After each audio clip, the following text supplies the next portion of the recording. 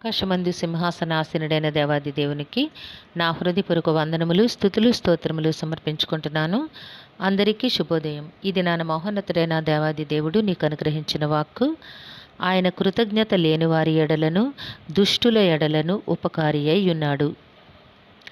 ఈ మాటలు లూకాసు వార్త 6వ అధ్యాయము 35వ వచనములో వ్రాయబడి ఉన్నవండి.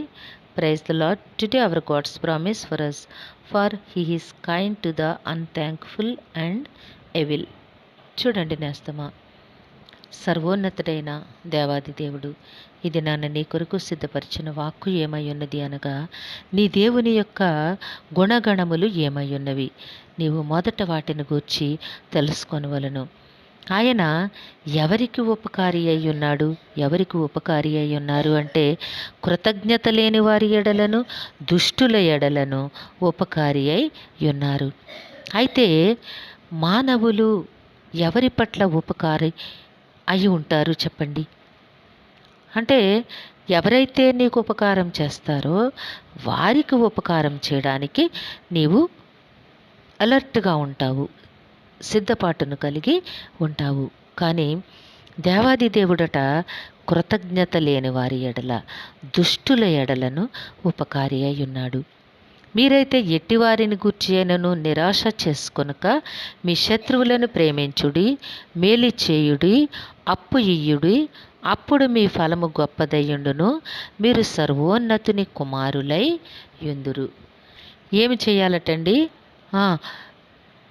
మీరు ఎట్టివారిని గూర్చి అయినా సరే నిరాశ చేసుకొనక మీ శత్రువులను ప్రేమించండి, మీ శత్రువుకి మేలు చేయండి, మీ శత్రువుకి అప్పు ఇయ్యుడి, అప్పుడు మీ ఫలము గొప్పదయ్యుండును, అప్పుడు మీరు సర్వోన్నతుని కుమారులై యుందురు అని చెప్తూ ఉన్నారు దేవాది దేవుడు.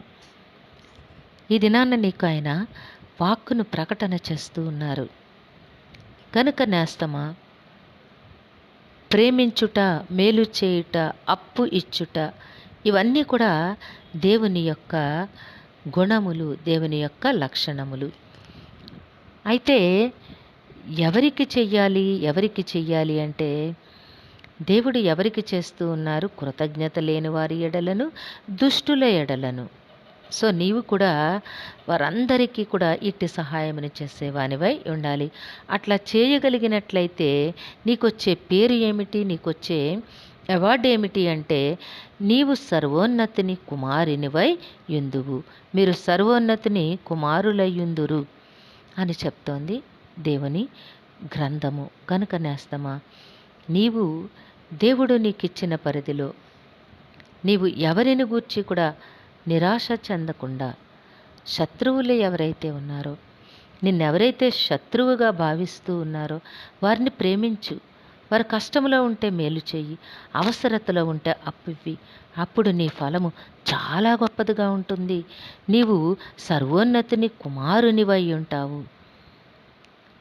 కాబట్టి నేస్తమా, దేవుని మాటలు యందు లక్ష్యం ఉంచి దేవుని ఆజ్ఞలను పాటించుటకు, ఆయన ఇచ్చిన మాటను నీవు నెరవేర్చుటకు సిద్ధపడినట్లయితే నీ బ్రతుకు ఎంతో ఆశీర్వాదకరముగా ఉంటుంది. ఇవ్వాలనే మనస్సు కలిగిన నీ స్థితిని దేవాది దేవుడు ఎంతో ఉన్నతముగా ఆశీర్వదించి అనేక మందికి సహాయం చేయగలిగే ఆ పరిస్థితిని నీకు అనుగ్రహిస్తారు. దేవుడు దీవించునుగాక. ప్రార్థన చేసుకుందాము. సింహాసనాసనుడైన దేవా, మీ ఘనమైన నామమును కొందరములు తండ్రి. మీ బిడ్డతో మీరు మాట్లాడండి, ఇతను బట్టి స్తుతులు సమర్పించుకుంటున్నాము రాజా.